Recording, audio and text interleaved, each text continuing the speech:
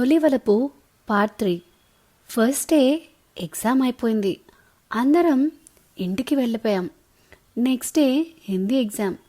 ఆ సబ్జెక్ట్లో నేను చాలానే కుస్తీ పడుతున్నా ఆ సబ్జెక్టు నా బుర్రకి ఎక్కించుకోవడానికి. కానీ నా వల్ల అస్సలు అవ్వట్లేదు. చదివి చదివి తలపోటొచ్చింది. కాసేపు బుక్ పక్కన పెట్టి మా మమ్మీని టీ పెట్టివ్వమన్నాను. 2 minutesలో మా మమ్మీ టీ పెట్టించింది. టీ తాగాక కొంచెం రిలీఫ్ అనిపించి మళ్ళీ బుక్ పట్టుకున్నా. కింద మీద పడి ఎలాగో కొంచెం పట్టు సాధించాను. కొన్ని డౌట్స్ ఉంటే మా డాడ్ ఎక్స్ప్లెయిన్ చేశాడు. మా డాడ్కి హిందీ భాష మీద పట్టుంది. మా డాడ్ చదివింది 10th అయినా హిందీ లాంగ్వేజ్ చాలా బాగా మాట్లాడతారు, ఎక్స్ప్లెయిన్ కూడా చేస్తారు. అలా మా డాడీ హెల్ప్తో హిందీ అయితే బాగానే నేర్చుకున్నా. చదివే వరకు నైట్ 11 అయింది.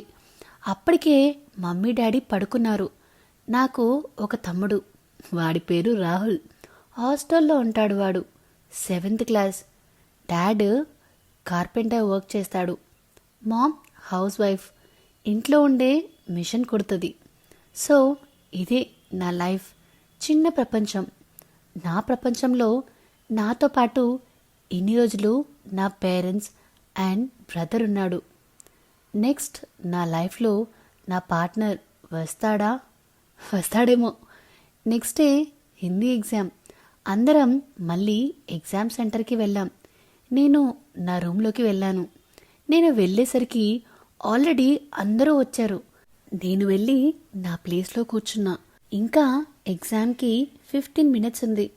నేను మళ్ళీ ఒకసారి రివైండ్ చేసుకుంటున్నా. నిన్న నా వెనకాల కూర్చున్న అబ్బాయి రాలేదు. ఇంకా టైం అయిపోతుంది. అలారం మోగింది. అబ్బా, ఎక్కడున్నాడో ఈ అబ్బాయి, ఇంకో 5 minutesలో రాకపోతే ఎలా? ఓ గాడ్ అని నేను టెన్స్ అవుతున్నా. ఇన్విజిలేటర్ కూడా వచ్చాడు. వస్తాడో రాడో అని అనుకున్నా. కానీ లాస్ట్ మినిట్లో వచ్చాడు. I'm very happy. ఆ టైంలో ఆ అబ్బాయి వచ్చినందుకు. అది ఎందుకనేది నాకే తెలియదు. ఆ అబ్బాయి వచ్చి కూర్చుని హాయ్ అని పలకరించాడు. నేను మొహం తిప్పుకున్నాను. అబ్బో అన్నట్టు చూశాడు నన్ను. నేను లోపల నవ్వుకున్నా. ఎగ్జామ్ స్టార్ట్ అయింది. ఈరోజు ఆ అబ్బాయి నన్ను అడగలేదు. మేబీ హిందీ సబ్జెక్టు బాగా వచ్చేమో అతనికి. సైలెంట్ అయిపోయా. ఒక 1 hour ఎగ్జామ్ రాశాక చాలా దాహంగా అనిపించింది. ఎక్స్క్యూజ్ మీ సార్, వాటర్ అని పర్మిషన్ అడిగాను. ఓకే వెళ్ళు అని సార్ పర్మిషన్ ఇచ్చారు. నేను బయటికి వెళ్ళి వాటర్ తాగి తిరిగి వస్తుంటే ఆ అబ్బాయి ఎదురొచ్చాడు. ఏంటి అన్నట్టు కళ్ళెగరేశాను.